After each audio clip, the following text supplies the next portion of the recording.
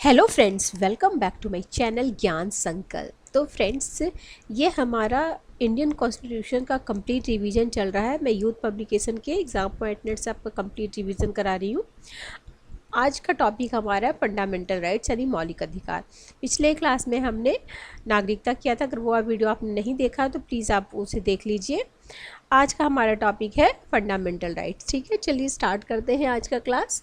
और अगर चैनल पे पहली बार जुड़ रहे हैं तो प्लीज़ चैनल को सब्सक्राइब कर लीजिएगा, बेल आइकन को प्रेस कीजिएगा। चलिए स्टार्ट करते हैं आज का क्लास। वीडियो अच्छी लगे तो प्लीज़ लाइक ज़रूर करें। देखिए, पहला है आज, अगर आप हैंड रिटन नोट्स बना रहे हैं, मेरी क्लास को पूरा फॉलो कर रहे हैं तो प्लीज़ हैंड रिटन नोट्स बना रहे हैं तो टॉपिक लिख लीजिएगा। उसके बाद आगे देखते हैं। चलिए, ब्रिटिश सम्राट द्वारा मैग्ना कार्टा पर हस्ताक्षर। अब मैग्ना कार्टा क्या है? तो वही फंडामेंटल। तो ये सबसे पहले कई बार क्वेश्चन में आया, मैग्ना कार्टा कब हस्ताक्षर किया? तो 1215 में। ठीक है, और ये कहाँ? तो ब्रिटेन द्वारा मैग्ना कार्टा पर हस्ताक्षर किया गया था। आगे, अमेरिकी संविधान में मूल अधिकार को कब शामिल किया गया था? तो 1791 में। ठीक है, 1791 में। आगे है एक मिनट, भारत में सर्वप्रथम मूल अधिकार की मांग किस विधेयक के माध्यम से की गई थी? तो सबसे पहले स्वराज विधेयक जो 1895 में बाल गंगाधर तिलक के माध्यम से की गई थी, उसी में मूल अधिकार की मांग की गई थी। इम्पॉर्टेंट क्वेश्चन है। आगे है, मानव अधिकार की सार्वभौमिक घोषणा संयुक्त राष्ट्र महासभा ने किस वर्ष किया था? तो ये 10 दिसंबर 1948 और 10 दिसंबर को मानवाधिकार दिवस के रूप में भी मनाया जाता है। ये आपके मूल अधिकार यानी फंडामेंटल राइट्स क्या होता है, उसके पीछे क्या वो है उसका है। ठीक है, और नीचे हम भारत का पढ़ेंगे। फंडामेंटल राइट्स हमारा मूल अधिकार में परिवर्तन के लिए किस में संशोधन करना होता है? तो संविधान में संशोधन करना होता है। मूल अधिकार किस प्रकार की शक्ति को मर्यादित करती है? विधायी शक्तियों को मर्यादित करती है। कॉमनवेल्थ ऑफ इंडिया बिल के माध्यम से 1925 ईस्वी में किसने मूल अधिकार की मांग की थी? तो श्रीमती एनी बेसेंट ने किया था। आगे है, संविधान सभा द्वारा किसकी अध्यक्षता में मूल अधिकार पर परामर्श हेतु एक समिति का गठन किया गया था? तो वल्लभ भाई पटेल की अध्यक्षता में। किसकी अध्यक्षता में? तो वल्लभ भाई पटेल की अध्यक्षता में मूल अधिकार परामर्श हेतु एक समिति का गठन किया गया था। आगे, अल्पसंख्यक मूल अधिकार पर परामर्श के लिए किसकी अध्यक्षता में उप समिति का गठन किया गया? ये मैंने आपको शॉर्ट्स में भी बता दिया। समितियाँ, उप समितियाँ जो है, इसके कौन कौन अध्यक्ष उपाध्यक्ष थे, ये भी एग्जाम में आता है।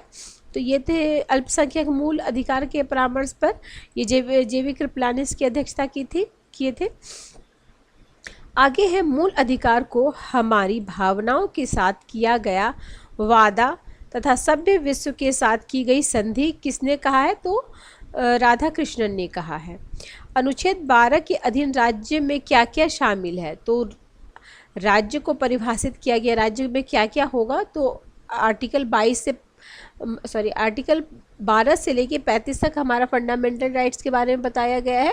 तो 12 में राज्य को परिभाषित किया गया कि राज्य में क्या क्या आएगा। तो राज्य में देखिए, पहला तो भारत सरकार एवं भारत की संसद आएगी, प्रत्येक राज्य सरकार एवं राज्य विधानमंडल, स्थानीय प्राधिकार और अन्य प्राधिकार। आगे, किस पद की संविधान में परिभाषा नहीं दी गई है? तो नागरिकों के पिछड़े वर्ग की परिभाषा नहीं दी गई है। भारतीय संविधान के किस भाग में मूल अधिकार का उल्लेख है? तो इम्पोर्टेंट भाग 3 में है। भाग 2 में नागरिकता थी, भाग 3 में आपका मौलिक अधिकार है। अब कितने से कितने तक मौलिक अधिकार का वर्णन? तो 12 से लेके 35 तक। भारतीय संविधान में मूल अधिकार किस देश के संविधान से ली गई? तो संयुक्त राज्य अमेरिका से ली गई है। ये भी इम्पॉर्टेंट है, पता ही होगा ये आपको, बट चलिए।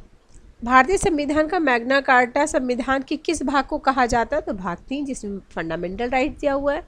मूल अधिकार में कितने मूल अधिकार का प्रावधान है? देखो, जब बना था संविधान उसमें 7 तरह के फंडामेंटल राइट्स बोलो या मूल अधिकार थे, बट वर्तमान में पूछा जाए तो 6 प्रकार के संपत्ति के मूल अधिकार को 44वें संवैधानिक संशोधन से हटा दिया गया है और 100 विधिक अधिकार घोषित किया गया है। संपत्ति के मूल अधिकार का प्रावधान संविधान के किस अनुच्छेद में तो 19 पहला और 31 में, अब देखिए पहले था वो बताया जा रहा है। समानता का अधिकार कितने कितने में, 14 से लेकर 18।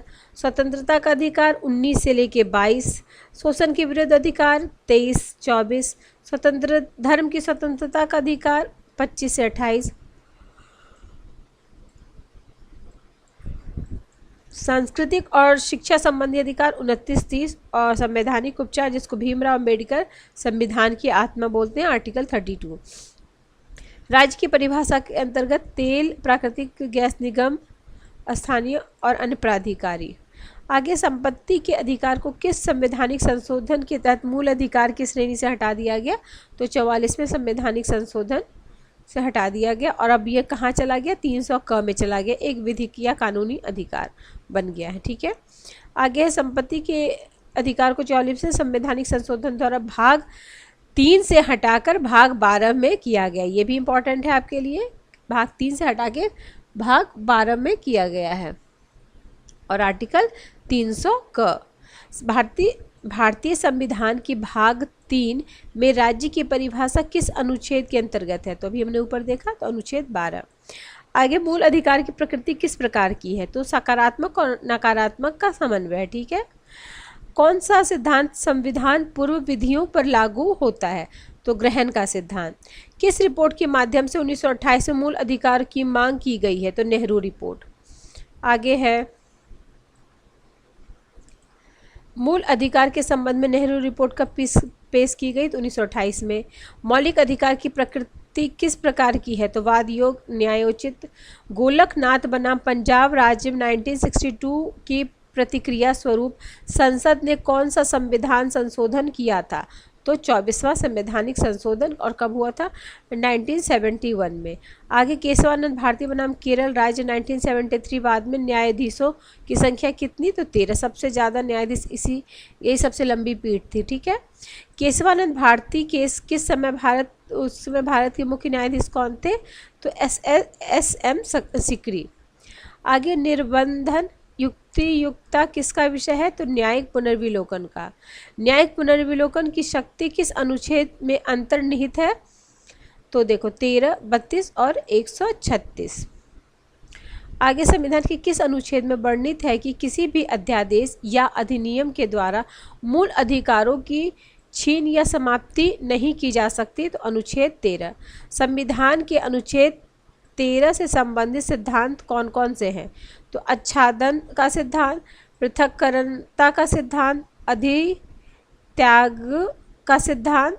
आगे है भारत में न्यायिक पुनरीक्षण का सिद्धांत किस देश से लिया गया, तो यूएसए से लिया गया है, यूएसए से यानी अमेरिका से। अनुच्छेद 13 फर्स्ट के अंतर्गत संविधान के भाग 3 से असंगत किन विधियों को शून्य घोषित किया गया है, तो संविधान पूर्व विधियों को। आगे है किस प्रकार की विधियों को अनुच्छेद 13(2) के अंतर्गत शून्य घोषित किया गया है, तो मूल अधिकारों से असंगत ऐसी विधियां जो संविधान के लागू होने के पश्चात राज्य द्वारा निर्मित की गई है। विधि का अर्थ संविधान के किस अनुच्छेद में दिया गया है, तो अनुच्छेद 13 का 3। ठीक है, आगे मूल अधिकार का सुरक्षा कवच किस अनुच्छेद को कहा जाता है, तो अनुच्छेद 13। किस बात के पश्चात उच्चतम न्यायालय ने आच्छादन का सिद्धांत प्रतिपादित किया था, तो भीखाजी बनाम मध्य प्रदेश राज्य। आगे है कांग्रेस के किस अधिवेशन में मूल अधिकार की मांग की गई थी, तो कराची अधिवेशन। और यह कब हुआ था, 1931 में। कांग्रेस ने किस अधिवेशन में मूल अधिकार की मांग की थी, तो कराची अधिवेशन। और ये कहाँ हुआ था, कब हुआ था, 1931 में।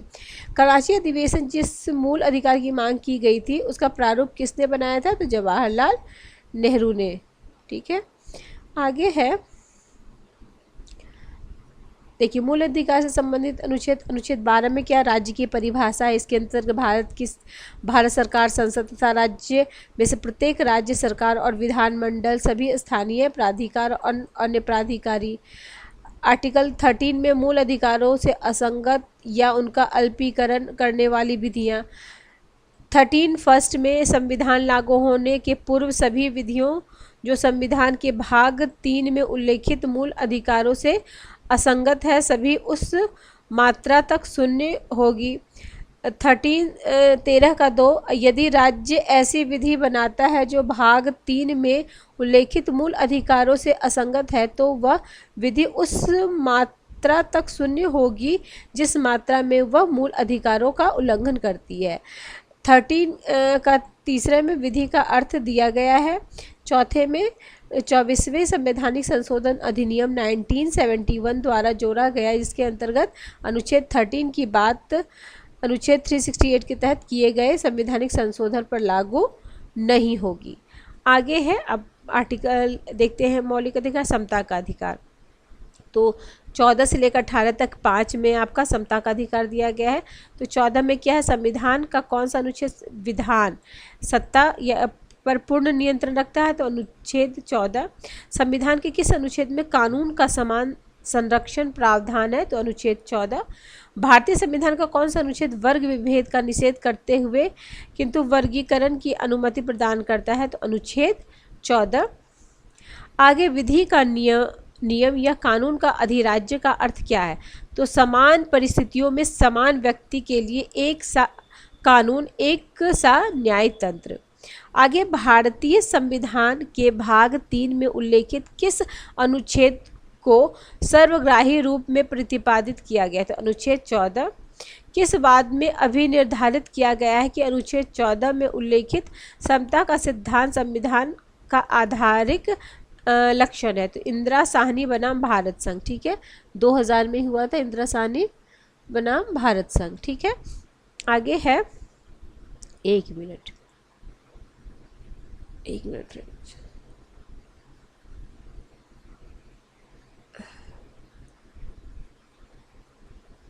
हाँ, भारतीय संविधान के भाग 3 कौन सा अनुच्छेद नैसर्गिक न्याय का एक अंग है, अनुच्छेद 14। धर्म के आधार पर विभेद का प्रतिषेध किस अनुच्छेद में उल्लेखित है, अनुच्छेद 15। मद्रास राज्य बनाम दोरायराजन 1951 के मुकदमे में भारतीय सर्वोच्च न्यायालय के निर्णय के परिणाम स्वरूप किस मौलिक अधिकार को संशोधित किया गया भेदभाव के विरुद्ध अधिकारों को। आगे है भेदभाव के विरुद्ध अधिकार संविधान के किस अनुच्छेद में उल्लेखित है, तो अनुच्छेद 15। संविधान के किस अनुच्छेद में वर्णित है कि राज्य किसी नागरिक के विरुद्ध केवल धर्म, मूलवंश, जाति, लिंग, जन्म स्थान इनमें से किसी आधार पर कोई भेद नहीं करेगा, तो अनुच्छेद 15। संविधान का कौन सा अनुच्छेद नागरिकों के मध्य विभेद करने से राज्य को रोकता है, तो अनुच्छेद 15 का फर्स्ट। संविधान का कौन सा अनुच्छेद राज्य और निजी व्यक्तियों दोनों को आदेश देता है, तो अनुच्छेद 15 का सेकेंड। आगे बहुत डिटेल में है, अच्छे से पढ़ लीजिए क्योंकि अब थोड़ा अंदर से क्वेश्चन आता है फ्रेंड्स। आपको सीधे सीधे क्वेश्चन नहीं आएगा, तो थोड़ा डिटेल पढ़ना ज़रूरी है अब हमारे लिए। हर एग्ज़ाम में थोड़ा क्वेश्चन टफ आने लगा है। अनुच्छेद 15 का तीसरे के माध्यम से राज्य को किसके लिए विशेष उपबंध की शक्ति प्राप्त है, तो स्त्रियों और बालकों के लिए। देखो अगर डिटेल में आप पढ़ लोगे ना तो फिर आपके जो ऑप्शन रहेगा ना, तो एलिमिनेट करके जो चीज़ आपको नहीं भी समझ में आएगा क्वेश्चन में, बट आप एलिमिनेट करके आंसर ले आओगे। तो इसीलिए थोड़ा अच्छे से पढ़ो ताकि देखो प्रथम संविधान संशोधन अधिनियम 1951 के द्वारा मूल अधिकार का कौन सा नया अनुच्छेद जोड़ा गया था, तो अनुच्छेद 15 का चौथा भाग। क्योंकि देखो मूल अधिकार में ही भी 395 अनुच्छेद, अभी भी 395 अनुच्छेद, अब सब टॉपिक जुड़ता है। जैसे 15 का फर्स्ट, सेकंड, थर्ड, फोर्थ, ऐसे ही मतलब हर में ऐड ऐसे हो रहा है, नंबर नहीं ऐड हो रहा है, बस उसका सब पार्ट ऐड हो रहा है। किस संविधान संशोधन द्वारा संविधान के भाग 3 में अनुच्छेद 15(5) को समाविष्ट किया गया, तो 93वें संवैधानिक संशोधन, और ये कब हुआ था, 2005 में। सबसे पहले तो ये पूछेगा 93वां संवैधानिक संशोधन कब हुआ, 2005 में। तो घरेलू हिंसा से संरक्षण अधिनियम 2005 को किस वाद में संवैधानिक घोषित किया गया, तो डॉक्टर पाल राज बनाम भारत संघ। काफ़ी इंपॉर्टेंट ये सब वाद है। संविधान किस बाद के पश्चात अनुच्छेद 15(5) का समावेश किया गया? तो पीए ईमानदार बनाम महाराष्ट्र राज्य। किस अनुच्छेद के तहत सामाजिक एवं शैक्षणिक दृष्टि से पिछड़े वर्गों की उन्नति के लिए अनुसूचित जाति अनुसूचित जनजाति राज्य द्वारा विशेष उपबंध करने का प्रावधान किया गया है? तो 15(5) के तहत। संविधान के किस अनुच्छेद में अन्य पिछड़े वर्ग के लिए आरक्षण का प्रावधान किया गया है? तो अनुच्छेद 15 का चौथा और अनुच्छेद 16 का चौथा में। ठीक है। 103वां जो संवैधानिक संशोधन हुआ है उसमें कौन सा अनुच्छेद जोड़ा गया? तो 15 का 6 और 16 का 6। आगे कौन सा अनुच्छेद लोक नियोजन के विषय में सभी नागरिकों को समानता का प्रत्याभूति प्रदान करता है? तो अनुच्छेद 16 का 1 और 16 का 2। अब 16 देखेंगे।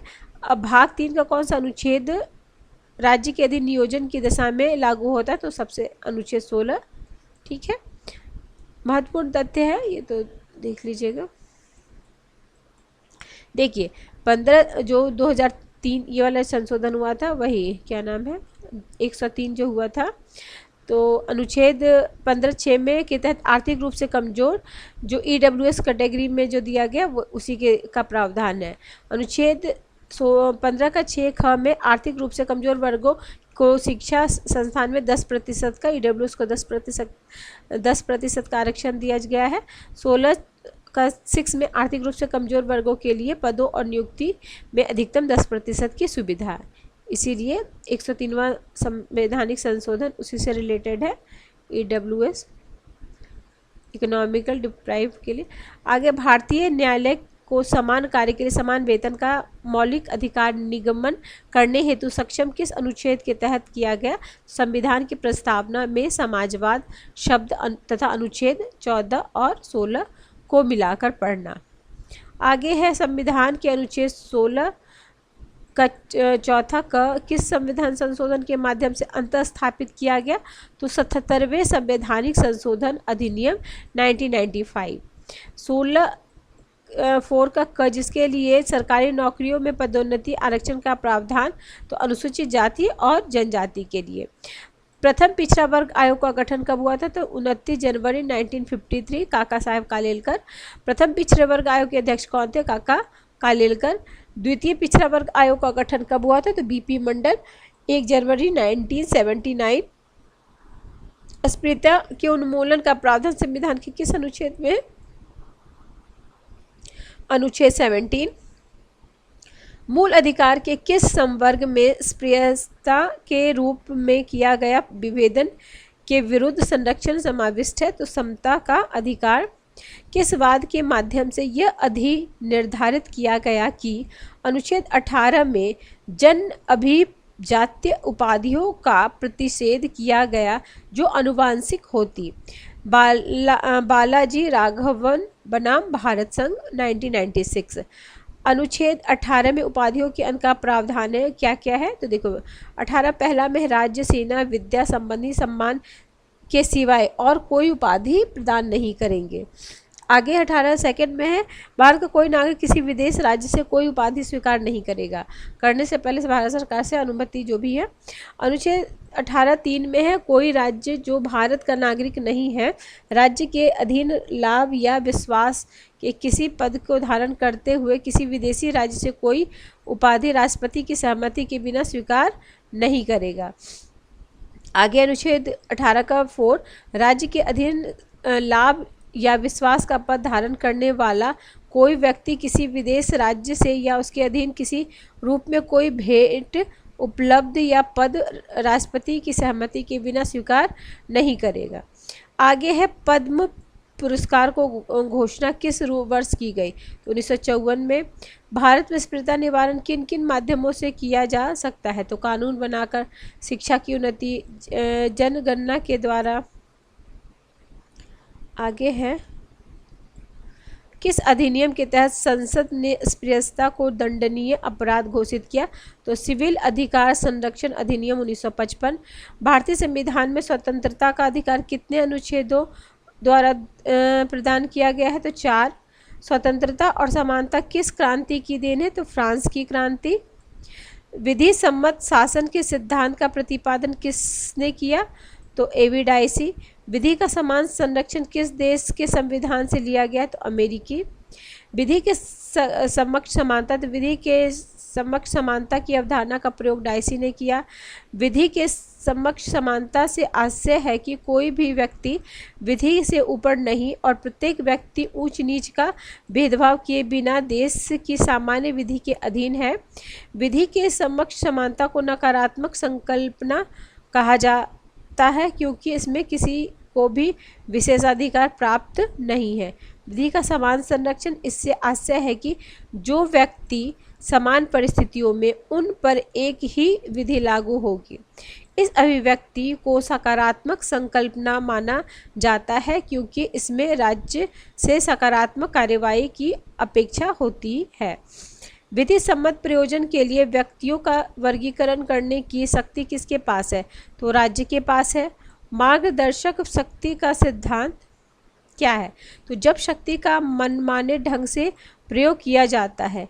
भारतीय संविधान का कौन सा अनुच्छेद संसद को अस्पृश्यता के आचरण के लिए दंड विहित करने के लिए विधि बनाने की शक्ति देता है? तो अनुच्छेद 17 के साथ अनुच्छेद 35, ठीक है, साथ में आगे है ये, तो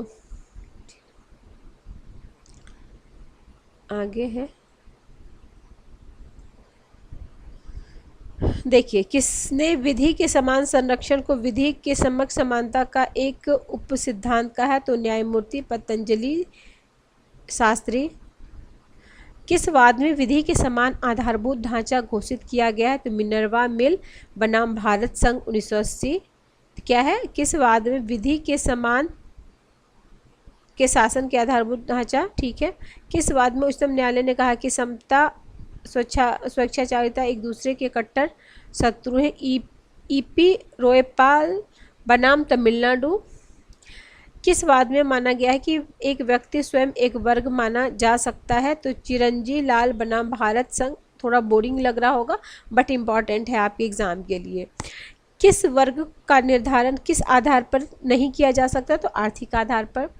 किस संविधान संशोधन अधिनियम द्वारा आर्थिक रूप से दुर्लभ वर्गों के लिए आरक्षण का प्रावधान? तो भी मुंह पर पड़े 103वां संवैधानिक संशोधन हुआ है।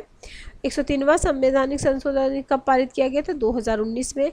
अनुसूचित जाति एवं अनुसूचित जनजाति को प्रोन्नति में आरक्षण का प्रावधान किस अनुच्छेद के तहत किया गया? तो अनुच्छेद 16 का 4। भारतीय संविधान के अनुच्छेद 16 का 4 ख में किस संविधान संशोधन के माध्यम से जोड़ा गया? तो 81वां संवैधानिक संशोधन अधिनियम 2000। किस वाद में उच्चतम न्यायालय ने अग्रनयन कैरी फॉरवर्ड रूल के नियम को असंवैधानिक घोषित किया? तो देवासन बनाम भारत संघ वाद। ये इंपॉर्टेंट है ये वाली। इंदिरा साहनी बनाम भारत संघ मामले के समय उच्चतम न्यायालय के मुख्य न्यायाधीश कौन थे? श्री H.M. कानिया। किस वर्ग की संविधान में परिभाषा नहीं की गई? तो पिछड़े वर्ग की। किस अनुच्छेद के तहत केवल सेना एवं विद्या संबंधी उपाधि? तो अनुच्छेद जो 18 का फर्स्ट में है। अब ये स्वतंत्रता संबंधी है हमारा, स्वतंत्रता वाला भी कंप्लीट कर लेते हैं, आगे हम नेक्स्ट क्लास में करेंगे, ठीक है। देखिए, आर्टिकल 19 है, आर्टिकल 20 है, आर्टिकल 21 है। आर्टिकल 21 का शिक्षा का अधिकार, इसमें काफ़ी कुछ, ये काफ़ी ब्रॉड है। 21 का काफ़ी कुछ जोड़ा जाता है, तो इसी में जोड़ा जाता है, जैसे प्राइवेसी, ये सब। कुछ दशाओं में गिरफ्तारी का संरक्षण से निषेध। अपराध के लिए दोष सिद्धि के लिए देखो, अपराध के लिए दोष सिद्धि के संबंध में संरक्षण, और कुछ दशाओं में गिरफ्तारी और निरोध का संरक्षण, ठीक है। बेसिक इसमें अंतर याद रखिएगा। आगे है, मूल अधिकार में 19 में 7 थे, अब 6 हो गए हैं, ठीक है। संविधान के अनुच्छेद 19 के तहत स्वतंत्रता राज्य द्वारा अनुसूचित जातियों के हितों के प्रतिबंध लगाया जा सकता है। संरचना और निवास की स्वतंत्रता। देखिए, वर्तमान में अनुच्छेद 19 के तहत 6 स्वतंत्रताएं हैं। अनुच्छेद के संविधान के किस अनुच्छेद में भाषण और अभिव्यक्ति की स्वतंत्रता? तो अनुच्छेद ये 19 का क में है। फिर है भारतीय संविधान कौन सा प्रेस की स्वतंत्रता? 19 का में के ही तहत है। उच्चतम न्यायालय की स्वतंत्रता के अनुसार निजी भवनों के ऊपर राष्ट्रीय झंडा को फहराया और हर नागरिक का मौलिक अधिकार, तो ये भी 19 का के तहत हुआ। फिर अब संविधान के किस अनुच्छेद में शांतिपूर्ण निरायुध सम्मेलन की स्वतंत्रता के अधिकार का उल्लेख है? तो अनुच्छेद 19 का पहला। संविधान में विधि के समक्ष समानता का विचार किस देश के संविधान से लिया गया है? तो ब्रिटिश संविधान से। सूचना का अधिकार संविधान के किस अनुच्छेद में शामिल है? तो 19 पहला क में। भारतीय संविधान के अनुच्छेद 19 फर्स्ट 6 में कितनी अभिव्यक्तियों का प्रयोग किया गया है? तो 4। कौन कौन से हैं? वृत्ति, उपाजिका, व्यापार, कारोबार। आगे है अपराधों के लिए 2 सिद्धि के संबंध में, अपराधों के लिए 2 सिद्धि के संबंध में संरक्षण का प्रावधान अनुच्छेद 20 में है। अपराध करने के समय जो कानून उसी के अनुरूप सजा प्रावधान किया गया है उसका उल्लेख संविधान के किस अनुच्छेद में? अनुच्छेद 20 का फर्स्ट में। किस अनुच्छेद में स्पष्ट किया गया कि किसी भी व्यक्ति को एक अपराध के लिए सिर्फ एक बार सजा मिलेगी? तो 20 का सेकंड में। संविधान के किस भाग में स्पष्ट कहा गया कि किसी भी व्यक्ति को स्वयं के विरुद्ध गवाही देने के लिए बाध्य नहीं किया जा सकता है? तो भाग तो 3 है और अनुच्छेद 20 का तीसरा पार्ट। आगे यदि राष्ट्रीय आपातकाल युद्ध बाह्य आक्रमण के आधार पर घोषित हुआ तो सभी मूल अधिकार स्थगित हो जाएंगे, और कौन सा स्थगित नहीं होगा? तो 20 और 21 स्थगित नहीं होगा। ठीक है, आगे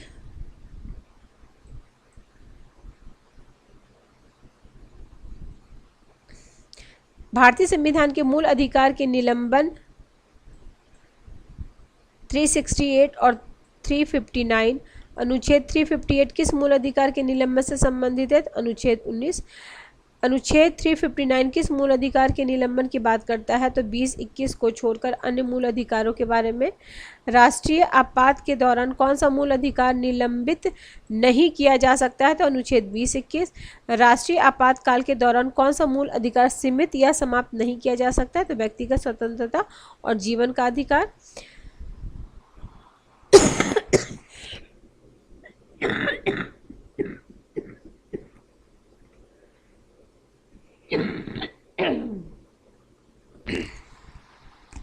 केवल नागरिकों को प्राप्त मूल अधिकार कौन कौन सा है? तो अनुच्छेद 15, 16, 19, 29 और 30। ठीक है, तो क्या क्या है ये पता? मूल धर्म, मूल वंश, जाति, लिंग, जन्म स्थान के आधार पर लोक नियोजन, वाक सम्मेलन, इसमें 6 प्रकार के वाक की स्वतंत्रता, सम्मेलन, संगम करने की, संचरण करने की, निवास और वृत्ति। आगे है अल्पसंख्यकों की संस्कृति और शिक्षा संबंधी अधिकार, और 30 में शिक्षा संस्थाओं की स्थापना और प्रशासन का अल्पसंख्यकों को अधिकार। आगे भारतीय संविधान के भाग 3 में कौन सा अधिकार है जिन्हें लागू करने के लिए किसी सीमा का निर्धारण नहीं किया जा सकता? तो 14, 17, 18, 18, 20 और 24। आगे कौन से मूल अधिकार ऐसे जिसे प्रवर्तनीय बनाने के लिए कोई विधि बनाने की आवश्यकता नहीं है? तो 14, 19, 21। भारतीय संविधान के किस अनुच्छेद में विधि के सम्यक प्रक्रिया के सिद्धांत को शामिल किया गया है? तो 21। भारतीय संविधान का कौन सा अनुच्छेद व्यक्ति के विदेश यात्रा के अधिकार का संरक्षण प्रदान करता है? तो अनुच्छेद 21। फिर किस बात के तहत अभी निर्धारित किया गया है कि अनुच्छेद 21 में प्रयुक्त दैहिक स्वतंत्रता शब्दावली संचरण जिसमें विदेश भ्रमण भी शामिल है, मेनका गांधी बनाम भारत संघ, किस अनुच्छेद को मिलाकर बढ़ने का एकांतता का अधिकार प्राप्त है? तो 19 पहला और डी अनुच्छेद 21। भारतीय संविधान का कौन सा अनुच्छेद अपनी पसंद से व्यक्ति से विवाह करने के किसी व्यक्ति को अधिकार को संरक्षण देता है? तो अनुच्छेद 21। ठीक है, तो कि 21 में बहुत कुछ दिया गया था। 21 के अंतर्गत देख लीजिए, स्वच्छ पर्यावरण, शीघ्र विचरण, फिर विधिक सहायता, एकांत कारावास के विरुद्ध अधिकार, हथकड़ी डालने के विरुद्ध अधिकार, फांसी के विलंबन, अभिरक्षण, पीने योग्य अच्छी सड़कें, प्रतिष्ठा का अधिकार, कार्यस्थल पर महिलाओं के लैंगिक उत्पीड़न के विरुद्ध अधिकार, एक चिकित्सक द्वारा घायल को चिकित्सकीय सहायता, निजता का अधिकार। इंपॉर्टेंट है ये पूछता है, निजता का अधिकार किस आर्टिकल के अंतर्गत आता है? 21 का के अंतर्गत। स्वास्थ्य का अधिकार, बंधुआ मजदूर के विरुद्ध अधिकार, शयन का अधिकार मतलब सोने का भी अधिकार है आपका 21A के तहत ये सारा आता है। आगे है किस संविधान संशोधन ये प्रावधान किया गया है कि 21A के तहत प्राण एवं दैहिक स्वतंत्रता का मौलिक अधिकार राष्ट्रीय आपात की स्थिति में भी सीमित या समाप्त नहीं किया जा सकता है। तो 44वें संवैधानिक संशोधन 1978। उच्चतम न्यायालय ने किस मामले में निर्णय लिया कि संविधान के अनुच्छेद 21 के कार्य क्षेत्र का विस्तार कर शिक्षा के अधिकार को मूल अधिकार में शामिल किया जाए? तो उन्नी कृष्णन बनाम आंध्र प्रदेश। किस बात में उच्चतम न्यायालय ने यह अभी निर्धारित किया है कि अनुच्छेद 21 के अंतर्गत जीवन के अधिकार में मरने का अधिकार शामिल नहीं है? तो ज्ञान कौर बनाम पंजाब राज्य। उच्चतम न्यायालय द्वारा किस बात में निर्णय दिया गया कि तीव्र गति से विचरण एक मूल अधिकार है? हुस्न आरा खातून बनाम बिहार राज्य। ये वाला इंपॉर्टेंट है, कई बार आया है। किस बात में उच्चतम न्यायालय ने लैंगिक उत्पीड़न को मानवाधिकार अतिक्रमण के रूप में परिभाषित किया? तो विशाखा बनाम राजस्थान राज्य। किस संवैधानिक संशोधन द्वारा शिक्षा के अधिकार को मौलिक अधिकार का दर्जा दिया गया? 86 में। कब हुआ था? 2002 में। सर्वोच्च न्यायालय ने किस मामले में शिक्षा के अधिकार को अनुच्छेद 21 के अंतर्गत मूल अधिकार घोषित किया? मोहिनी जैन बनाम मामले में। आगे है